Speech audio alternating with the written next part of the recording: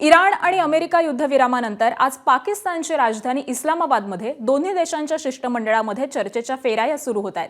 काल रात्री अमेरिका पथकाचं सुरक्षा मंडळ हे इस्लामाबादमध्ये दाखल झालंय।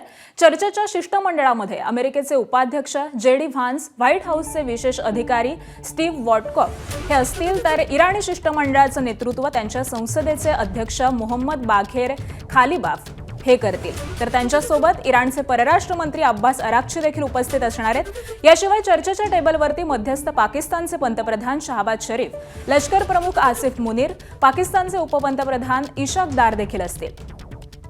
2 आठवड्यांचा युद्धविराम दोन्ही देशांनी जाहीर केलाय। इराणनं 10 मागण्या या अमेरिकेसमोर ठेवलेल्या आहेत। त्या 10 मागण्यांवरती इस्लामाबाद इथं चर्चा होणार आहे। त्यातील युरेनियम समृद्धीकरणाचा हक्क अबाधित राखणं आणि त्याचबरोबर इराणला नुकसान भरपाई देणं या मागण्या वादाचा मुद्दा ठरण्याची शक्यता आहे।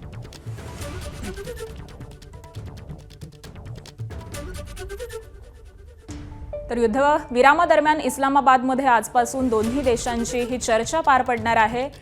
मुख्य चर्चा ही उद्या पार पडणार आहे आणि दरम्यान दोन्ही देशांचे प्रमुख या चर्चेमध्ये सहभागी होतील।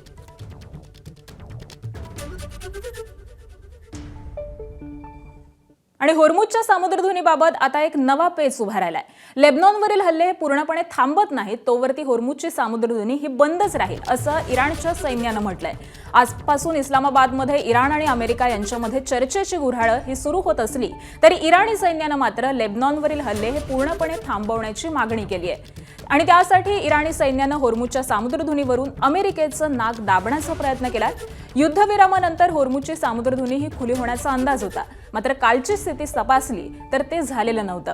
होर्मुझच्या सामुद्रधुनीतले व्यापारी जलमार्ग हे बंदच ठेवण्यात आले होते।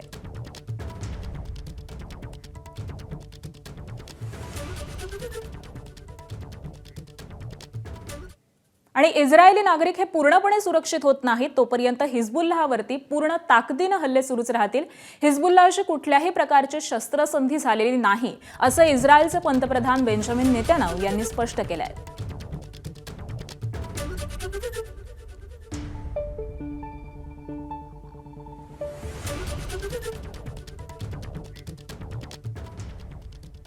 इस्रायलच्या हल्ल्यांना हिजबुल्लाहनं जोरदार प्रत्युत्तर दिलंय। तिथल्या जेरुसलेमच्या बेन गुरियन हवाई तळ आणि विमानतळाला हिजबुल्लाहनं लक्ष्य केलंय आणि त्यानंतर विमानतळावरती सायरन वाजले। परिसराला अलर्ट देण्यात आलाय। त्याबरोबरच इस्रायलची राजधानी तेल अविववरती देखील रॉकेट हल्ला करण्यात आलेला आहे।